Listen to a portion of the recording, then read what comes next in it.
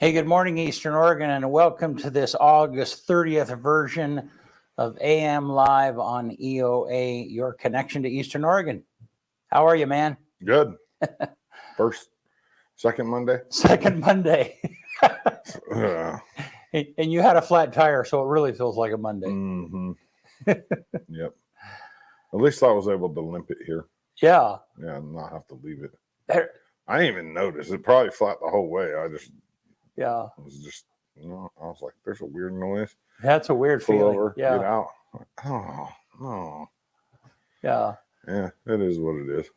No, but flat tires are just like really frustrating because they always happen in an inopportune time. Almost always. Have you ever got one on the freeway? Yeah. Yeah, I have too.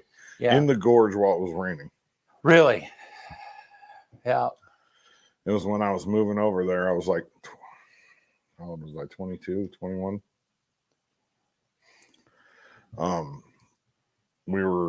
There was like three of us in the car, and boom, it just blew right in the gorge. No room. Thankfully, there was a state cop. It was nighttime too, rainy. Thankfully, a state cop came and he put out flares, and we were able to get the donut on. And I made a joke about the donut to this guy. I was like, stand back, stay away from the donut. And he was cracking up. Yeah. I had just not too long ago, I had a flat tire, Tanya and I, and we were out on Fruitdale Lane, and was the car that she drives, and was right at dusk, and my knee is bad, needs to be replaced. I'm going to have it replaced in November. Anyhow. And so I'm like trying to figure out how to get the jack under it without kneeling down and, just that whole night. So I finally get it all figured out. And all of a sudden this guy shows up and he has a battery operated impact wrench, the right socket, he's took mercy on me. He's like, heaven sent. Yeah, I thought maybe you might need some help. That's why you call Rockin' Sons. Hey, I'm like, you got a guy? Yeah. No. So it was, whoever you are, you told me your name, but the guy used to work at Les Schwab when he was younger, and it was so awesome. Lucky. Yeah. Lucky. Yeah. So I was close to having it done when he showed up, or at least I'd done the hardest part, getting the car jacked up and the whole 9 yards. So anyhow, let's get some sports going. Yeah. Sarah, let me get to the thing.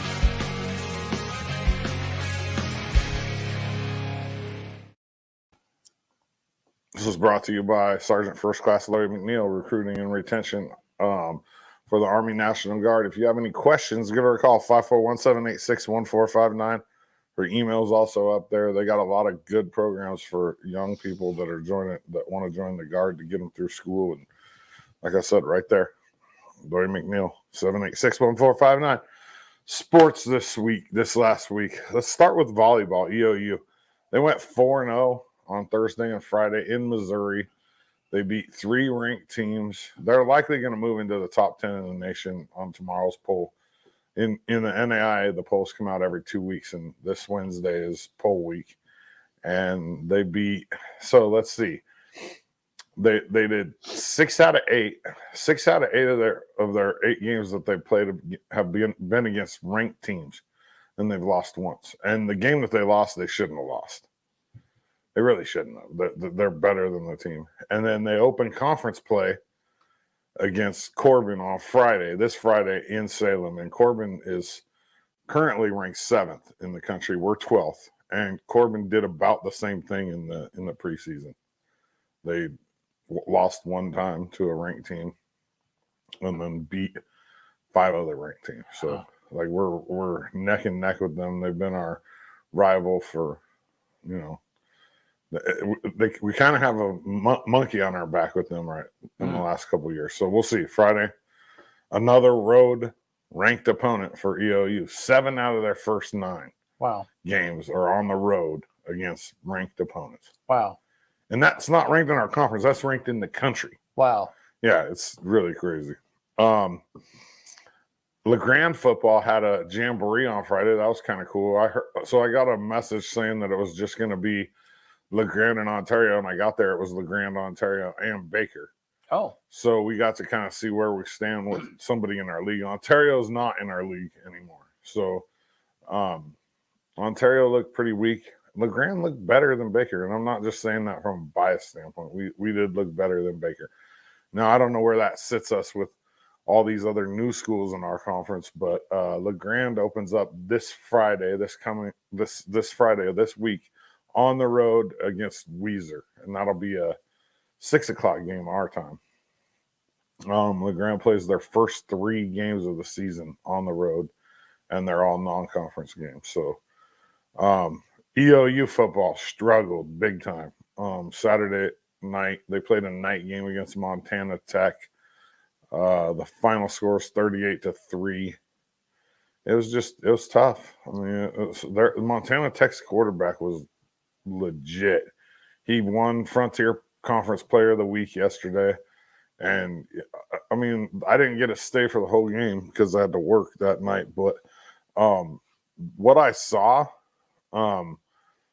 was a lot of middle, slants. I think they kept running the same play where the receiver was slanting just behind our linebackers, and he just picked us apart. And no, Tanya and I went to that game. We don't. I mean, I don't think I've ever been to an EOU football game, and it was. I mean, it was a good experience, but man, yeah, they just diced us up. Most people I've seen in community stadiums since before COVID, by far. Yeah, it was packed. It was completely sold out. But they did struggle. EOU struggled, and I mean, if I know Camp, he goes right back to the chalkboard and tries to figure this out. I mean, Montana Tech was picked to finish right in the middle of the pack like us, and I mean, if that's middle of the pack, I hate to see what top of the pack is. Yeah. So we'll see. They go on the road this weekend. I think they go to Montana Western, and we'll see. I mean, the Montana Tech quarterback.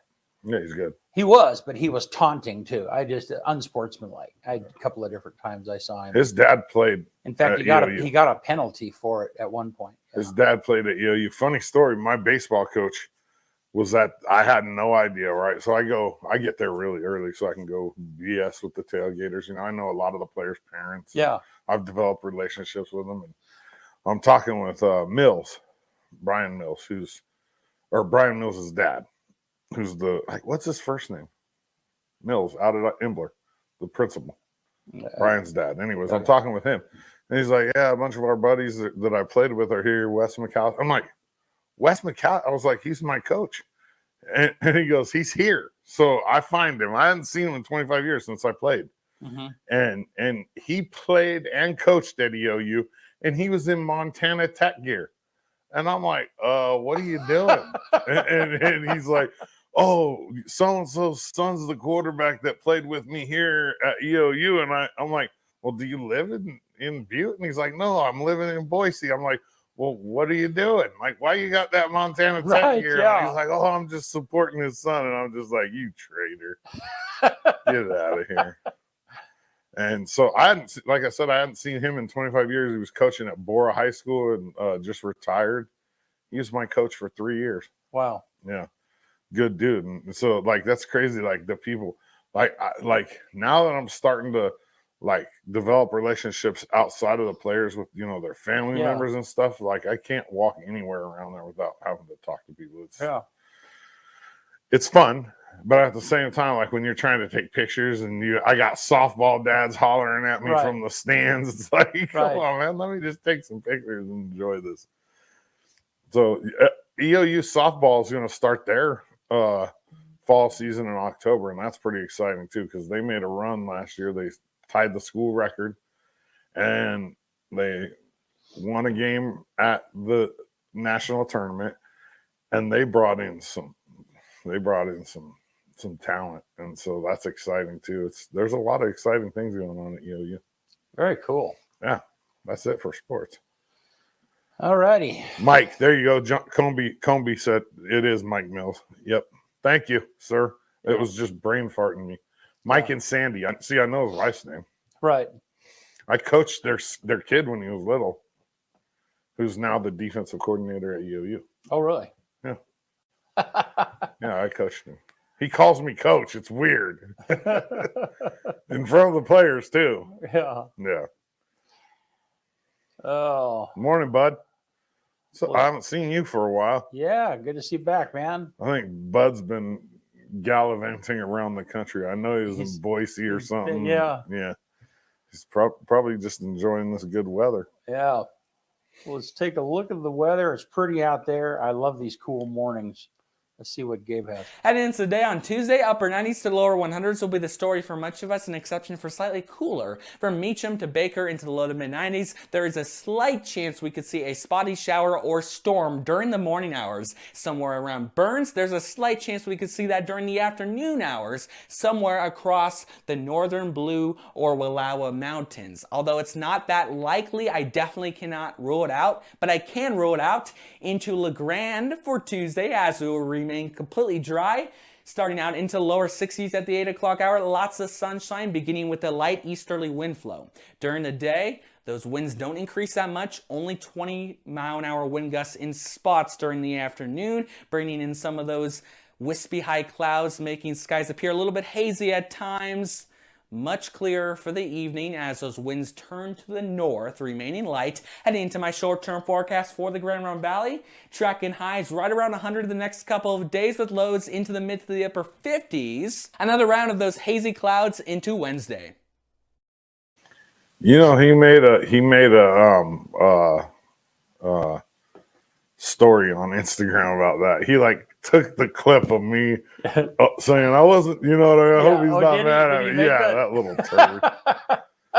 I forgot to show the pictures. That I put some pictures up for football, so let's check these out. Yeah. Blaine Shaw, LeGrand graduate on the 2019 championship team. He at LeGrand. He starts at free safety for EOU. I like this picture. This is the new. He's a new guy. He's a transfer from Western Oregon. His name's Andre Martinez, and he's a split end, and he's gonna help us out a lot. First team all conference middle linebacker Solo Taylor. These are the captains. Let's see. Let's see if I can do it by number without even seeing their face.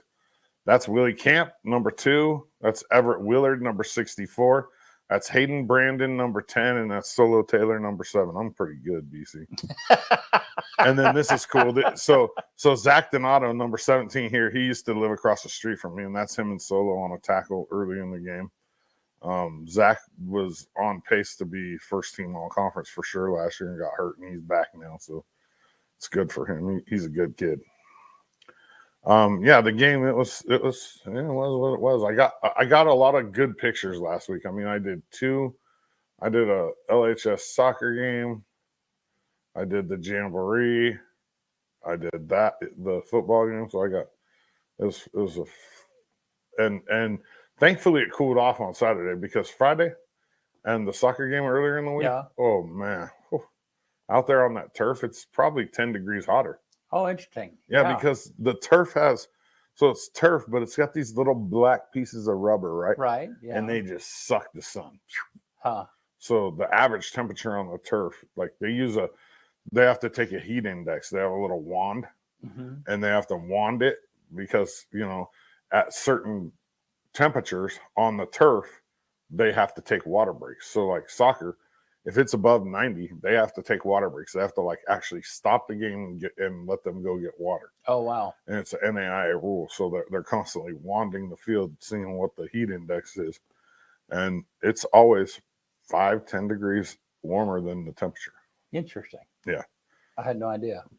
So I'm standing out there on it and just sweating, even Yeah. just walking around taking pictures. That camera, when you put the lens on that thing's probably 20 pounds. I know it's got heavy. some weight to it. Yeah. It's heavy.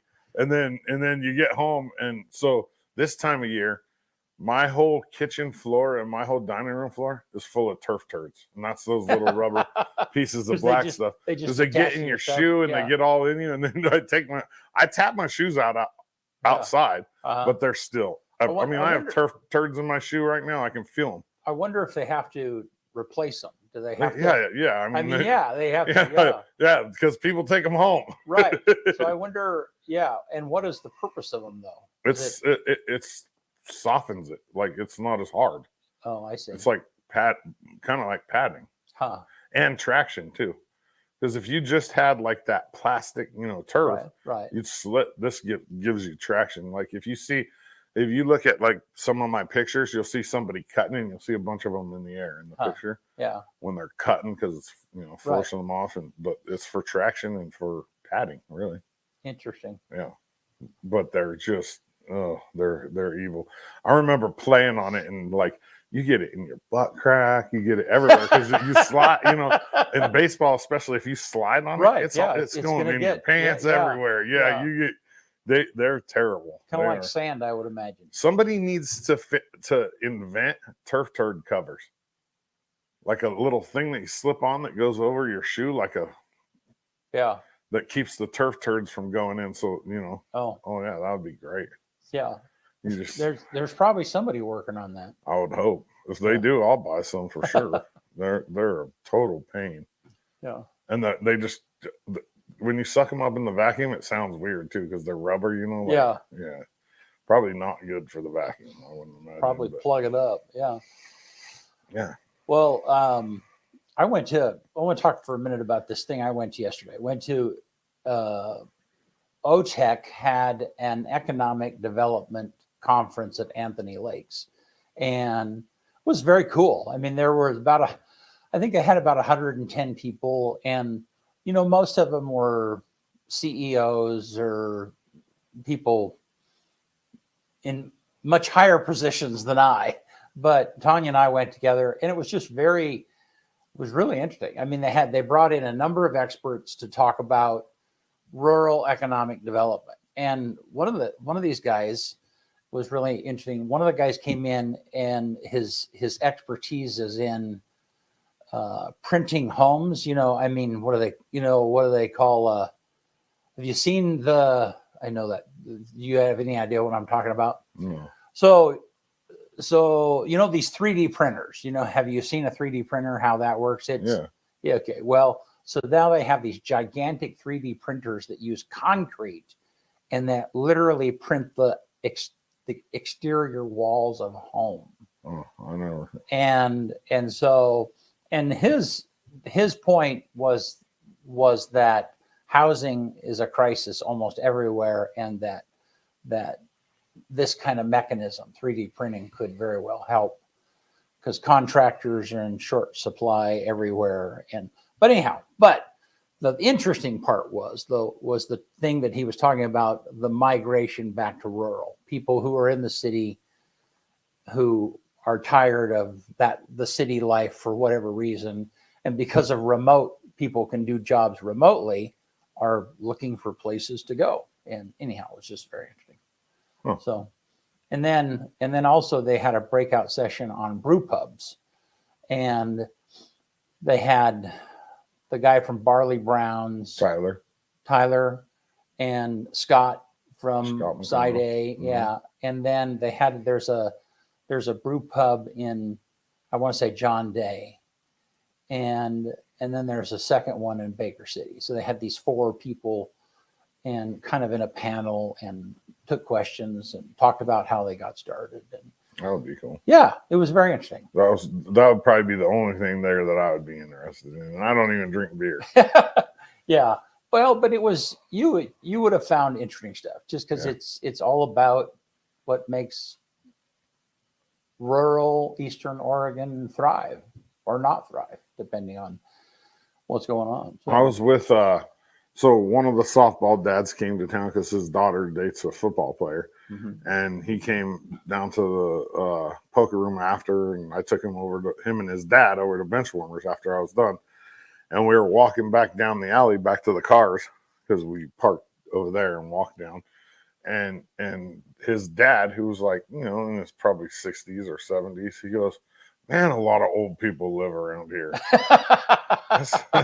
I looked at, I was like, "Yeah, you know, I can't disagree with you." He goes, "All these houses look like old people live in them."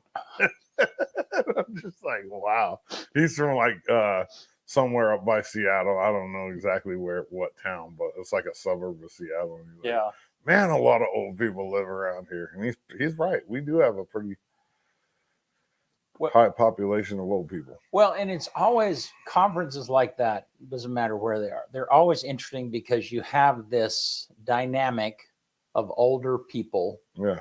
who have the power, who are in places of influence, but that's very quickly shifting. I mean, within the next 10 or 15 years, you have all of these 35 and 40-year-olds who are going to be moving into those positions, and so there's always a little bit of an undercurrent of struggle wherever that might be, you know, and you could hear that. So some of these guys that were presenting, like this guy that was talking about 3D printing homes, you know, I mean, you could tell that it was like some of these people had no idea why that would be relevant, why that would matter. You know, and these 3D printed homes, they look just like a conventional home. I mean, they 3D print the walls, but everything else is stick built. I mean, it's like, so you wouldn't be able to look at a home and go like, oh, that was 3D printed, you know? And so, but still the struggle between these two groups of people and just that power shift that's happening is, I mean, it's real. It's just really interesting to see that. Speaking of young guys moving into positions where Eastern Oregon area is in desperate need of referees. That's right. Yep. Bad. And so if you're interested, or if you know somebody that's interested, either message me or go to OSAA. If you message me, I'll get you in contact with our local guy and we'll get you hooked up. But you can also just go to the OSAA website and go on the very front page. It says like become a ref or something like that, and just click on it and it'll take you through. We need them bad. We have 1 weekend this football season where there's 8 games on a Friday night, and we only have 17 refs right now. And it takes, to do 8 games, it takes 34 referees, because 2 of them will be 4A games, which need 5 refs, and the other 6 are 3A and below, which require 4 refs. Wow. Yeah, we're in trouble. So, yeah, which that means that we're going to be seeing Thursday and Saturday games. Yeah.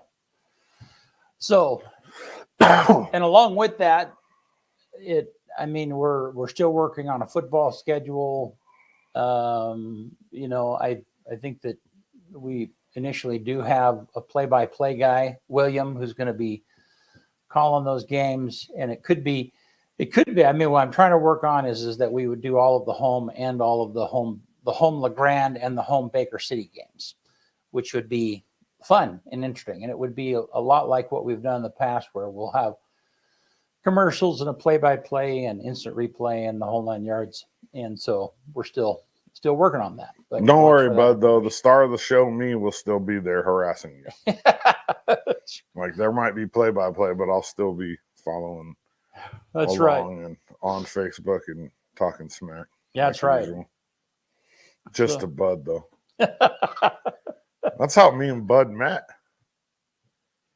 Oh, that's right. Yeah, we all did. Yeah. Yeah. Bud says thank you. Yeah. Paul Anders was also at the OTEC program. Good to see you, Paul, there. So. Yeah, that whole football thing, that was fun last year. Actually, I like doing it like that. I'm a firm believer. Like, I don't think that you need play-by-play per se with TV. I've just never been a fan of it, because it's like, you don't have to paint a picture. The picture's already painted, and that's what play-by-play does. On the radio, play-by-play is absolutely necessary. But like, if I'm sitting there watching, like, say, a baseball game on TV, I don't need Joe Buck telling me that Ken Griffey Jr. just hit a home run. I'm Yeah. like, duh. Like, I just saw it. Yeah. Tell me something cool. You know what I Yeah. mean? Like, tell me a stat about him, or you know what I mean? Like, that's my thought on it. But play-by-play doesn't hurt TV. It's just not near as necessary as like. Well, I don't think you don't have to say what's happening, but it is really nice to know the players to be identified, who did that tackle, who was the run. Which I mean, at EOU, what makes it at EOU hard is because you're so far away, and anybody that's doing play-by-play at EOU has a spotter. Like, because like there's a person sitting there calling out numbers to you, right? Like, and so I mean, it's hard. Maybe I'll be able to help with that, like spotting, and because it's just so hard to see the numbers. Yeah. Like, from where you're sitting, you're a long ways away, and like trying to find numbers. Maybe we could get it on a nice big screen where it's like live and you can just look at the screen. I know when EOU does it, they have somebody calling out numbers and stats. Like, oh yeah, hey, or one of the ways you can cheat too is listen to the PA. Yeah, but not for high school games. Yeah. No, I mean you could, but you'd be giving some false information. No offense, but it's going to be fun regardless. But LeGrand only has 3 home games. Yeah, so, which sucks. Well, it does, and Baker only has 4. I mean, so yeah, it's going to just kind of. And I wish we could do. I wish we could do the away games because that's what our people would really like to see. Yeah, but that's so much travel. Oh, you know how far they're going. Yeah, they're going to Weezer. They're going to Madras. They're going to Estacada. Like, nah. Well, and I can tell you that the technical lift on home games is just huge. Yeah. Speaking of football, BC, did you know that Pringles aren't really potato chips? I presume that they were potato paste. Potato. Did you know that they're only 42% potato? Really? The rest of it is wheat. Huh. And they just grind up. Well, yeah, obviously they aren't cutting the exact same. They just they grind it all together with wheat. Right. And then flatten it out and cut it. And but see, there's a lot of French fries that are made by fast food restaurants. They're all formed. I mean, it's potato paste that they squirt in the shape of fries. Yeah. Did you know that according to a 2014 survey, 7% of Christian Americans pray that they get a good parking spot? What percentage? 7%. So 7%. 7 out of every 100 Christians pray for a good parking spot. You know what's funny is I'm a Christian and I'm a believer, but the one thing that I tell people is I'm not way Jesus. I don't pray for a parking spot. So it's funny that 7%. that somebody actually did that. There really are 7% of people that pray for a good. And then another funny fact: Uranus was first named George. The planet? Yeah. When William Herschel discovered it in 1781, it was named Georgium Sidus, the Georgian planet, in honor of King George III. Okay, well, thank you. That conversation went in a totally different direction. I wasn't talking about an actual. No crinkle cut anymore. No, bud. Oh, they got crinkle cut Pringles. They have what? Pringles with ridges. My son had them while he was here. I'd never seen them before. Well, and the only reason I like ridge potato chips is because you can get more dip on. I'm not a potato chips dude. You're not? No, I don't see anything flattering about them. You know what I like? I'm on a big kick of the little Triscuits that are they're not quite as thick, and they're little triangle Triscuits and hummus. That's my thing. Is that kind of your thing? Yeah. Roasted red pepper hummus and Triscuits. Yeah. See, I think carbs in general for me, I just like. Yeah. Pasta, bread. Oh man. Yeah. Whatever it is. It's like, I mean, I could not eat carbs if I had a big ass steak. If you just slap a 16-ounce ribeye on me and like some asparagus, I'm good. No, I'm totally, and it's funny because I when I have a hot potato and a hot, well, if I'm home, okay, and I have a baked potato, then I'll leave the baked potato in the oven or wherever it's at, and I'll eat the steak first. But yeah, I'm the same way. I'm totally happy to have just a big old steak. Like one of my go-tos is they got these what's what made out of, bud? They have these frozen patties at Walmart, and they're high quality. They're fairly expensive, but it's like aged cheddar and bacon burger patty. And I just throw them in the air fryer, and I just eat 2 of them, and no bun, no nothing. Just I've not done the air fryer crave. I use it all the time, especially in the winter. Yeah. Summertime, not as much, but yeah. I cook chicken in there. Everything. You can cook anything in there. Seriously, I cook brats what's from the difference Heinz between in like there. an air fryer and a convection oven? I think it's very similar. The same yeah, thing, but the air fryer seems like it cooks a little faster. I don't know. Like I can cook 2 from frozen burger patties in the air fryer in like 13 minutes. Wow. Yeah. Wow. And they come out crazy. like medium rare. Yeah. You can do like a frozen Heinz brat, about the same. And do they look like a toaster oven, or they look like we got a little basket that slides in and out, and it's elevated. It's not. Yeah. Oh, what's Triscuits made of? I mean, I don't know. Who knows? Wheat. I'm looking right now.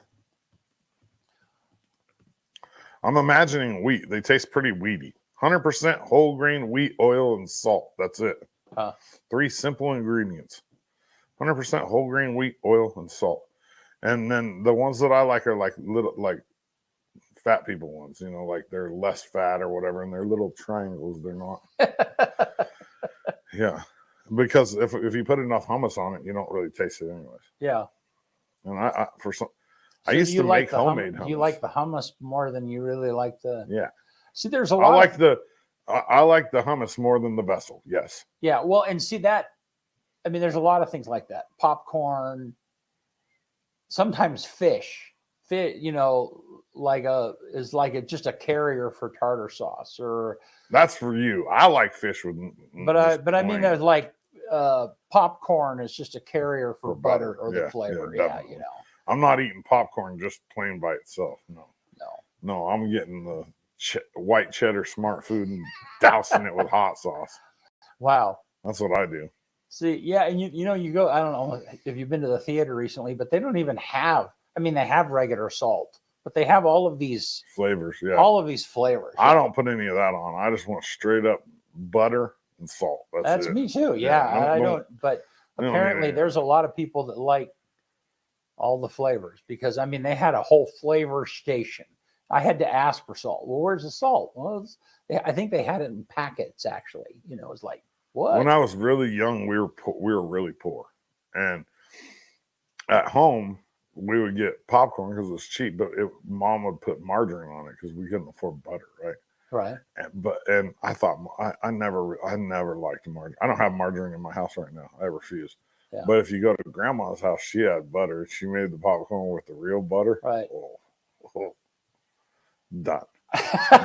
Like the first time I ever had that, like the stuff at home was like peasant food. Yeah, no, I know butter kind of spoils you. That's same with Tanya. She's just a butter only person, and me too. I won't touch. Yeah. I won't make anything with margarine. But I was the same way when I grew up. It was like you couldn't afford butter. Yeah, all we had margarine. Yeah, it's like There's a lot of things that I won't eat now because we ate them so much when I was poor. Hamburger gravy over rice, won't touch it. Really? Hot dogs, won't touch it. No. You don't like cheap hot dogs? No. Velveeta cheese, won't touch it. It's too much like government cheese. Yeah. I don't drink milk. I won't touch powdered milk. That's all. When we were kids, we had powdered milk. Yeah, but milk in general, you don't like milk. It. Why? No. That's funny. Yeah, I don't.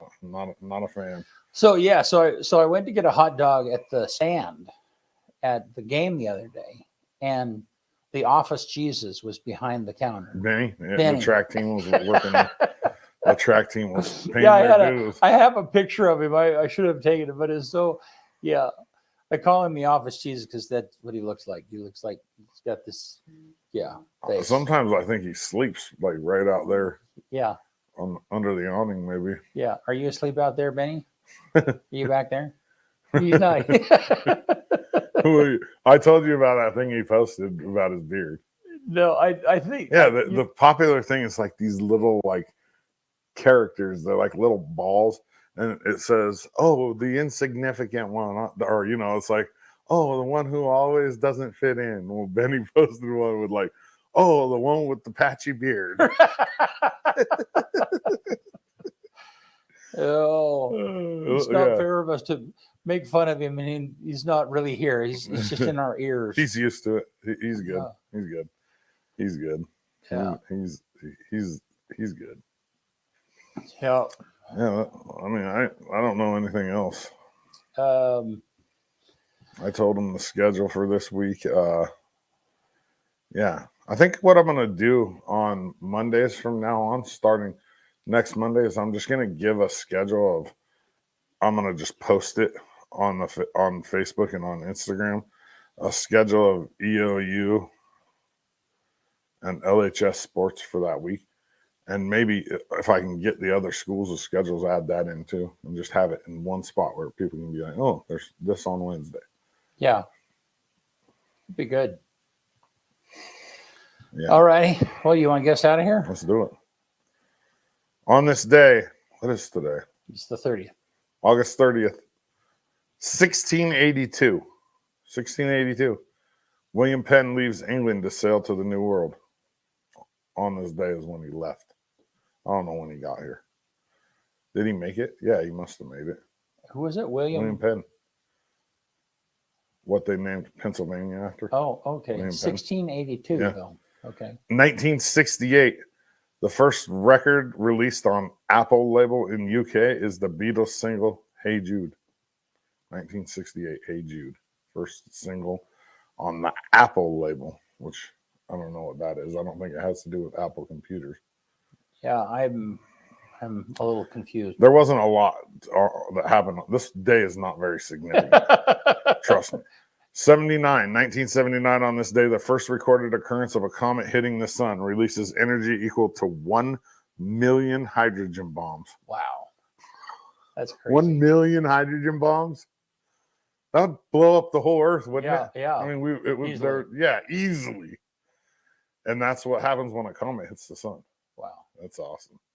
Do you imagine being able to watch that? Like if you had like the proper tools. I mean, obviously you can't look at the sun, but Right. 2019 outlook for the Great Barrier Reef, which is one of the places where I want to go before I die, is downgraded to very poor according to world officials and an Australian report. Very poor. That's humans too. It's not natural. It's like we're just destroying these beautiful places. Like, man, that's one place where I really want to go and see before it dies, because coral's a living Right. Yeah, it's an animal. organism. Yeah. And it's dying. Yeah. It's dying because we're manipulating its environment so much, which is crazy. Let's see. The number one song in the country. What do you think the number one song in the country on this day in 1982 was, BC? Don't cheat. Don't look at the picture. 82. Yeah. I have no clue. Abracadabra. Oh. Steve Miller Band. Steve Miller Band, Abracadabra. Yeah. 1982. So that's 40 years ago on this day. I've worked a Steve Miller Band concert.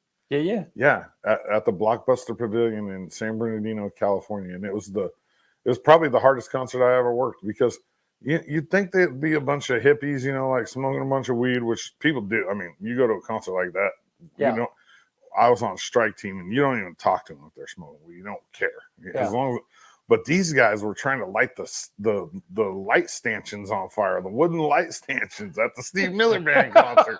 It was wild. I mean, I thought it was going to be mellow, you know. I'm like, Right. oh, this is Stevie. They're going to be all stoned and just chilling. No. Quote for the day. You might do something awesome while sucking at the very activity that makes you awesome. One more time. You might do something awesome while sucking at the very activity that makes you awesome. That's true. Right? Yep. So true. Huh? Yeah, that's It's so true. yeah. That's it. All righty. See you on Thursday. Thanks, Eastern Oregon.